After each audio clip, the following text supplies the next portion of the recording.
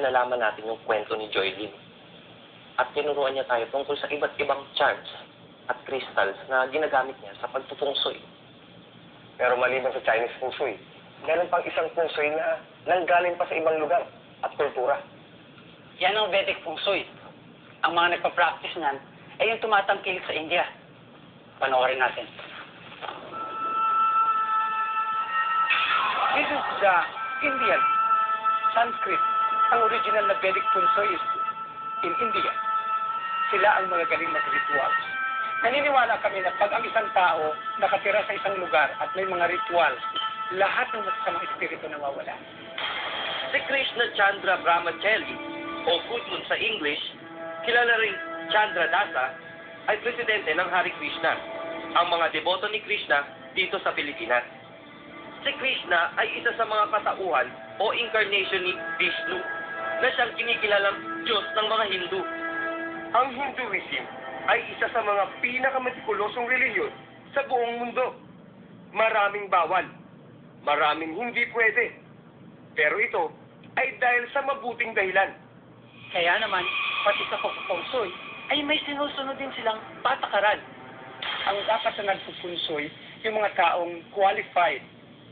Magiging qualified ka lang kung ikaw ay mayroong katangian. Ano ang katangian? Kailangan, number 1, you are truthful. Number 2, you are very clean. Panlabas, panloob. And austerity, you perform some austerity. Ang isang taong nagpupunsoy kailangan malalim sa spiritual life at malalim sa pag-uunawa. Of course, I'm not qualified, but by the mercy of my spiritual master, my guru, nung nakikita nyo siya sa altar, naging qualified ako. May 4 kasing pinag-uutos dito eh. Number 1, hindi ka pwedeng kumain ng karne, isda, itlog. Kasi wala kaming karapatan pumatay kahit lamok, hindi kami makakagawa. Pangalawa, no intoxication. Ang mga members kailangan sumusunod na hindi umiinom, naninigarilyo, alak, sugal, kahit anong intoxicants, drugs. Pangatlo, no illicit sex. Mag-isip ka ng masama sa kapwa natin, katulad ng pag nag-isip ka ng masama sa babae, para ka na rin nag-sex noon, mas masahol pa sa actual na ginagawa. Pangapat, no gambling. Kaming mga monks hindi pwede magsugal, gambling. Ang pagsusugal, kailangan lahat may binabasihan.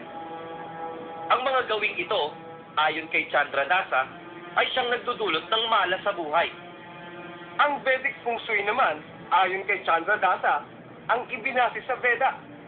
Ito ang sacred literature ng Hinduism. Parang Biblia ng mga Kristiyano at Quran ng mga Muslim. That Vedic literature is our authority. Hindi po kami kulto. Kasi ang kulto may walang binabasihan. Ang aming authority ay Vedas, the Sanskrit way back 5,000 years ago. Veda means knowledge. Since time immemorial, nag-exist po yung aming libro na yan. Kagaya ng Chinese feng shui, may mga tinuturing ding lucky charms ang Vedic feng shui. And we call this Dhilam. Because we have earth, water, fire, air, and ether. This is the 5 elements. So, when you light this candle, you don't light this because you like. You light this and you offer. And you hold the bell and you offer to God. Hare Krishna, Krishna Krishna, Hare Hare, Hare Rama, Rama Rama, Hare Hare. And it's already purified light and He can give you some strong blessing. Kailangan i-purify mo yung sarili mo. Kung hindi mo i-purify yung sarili mo, ikaw ang tatamaan. You put the water in the conch shell. Then, because there is some mantra, a prayer from the Vedic, we call this Vedic wisdom or Vedic mantras. So we put this like this, and you put Sri Vishnu, Sri Vishnu, Sri Vishnu, and all of you are blessed. And you have no bad spirit, and you have a good luck in your life. Ang Vedas feng shui ay hindi kumpleto at hindi raw epektibo kapag hindi mo sinasama ng dasal o ng tinatawag nilang mantra.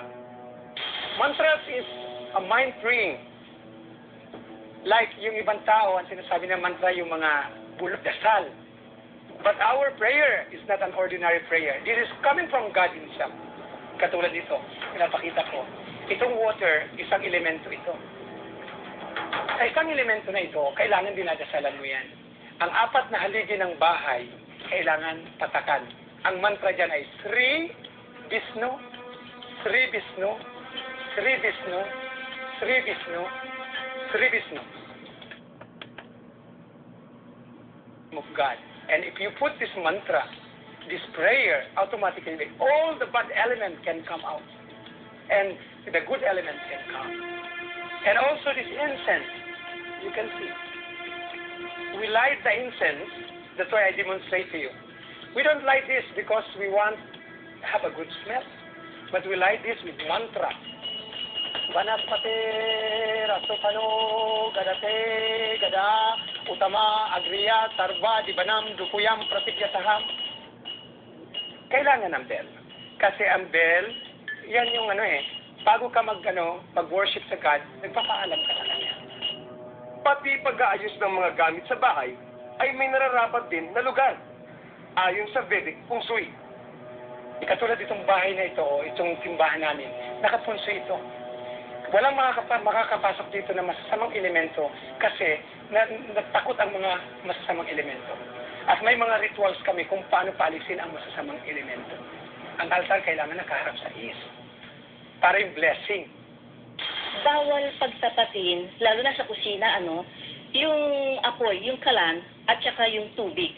Bawal. Kasi most likely magkakaroon ng away palagi.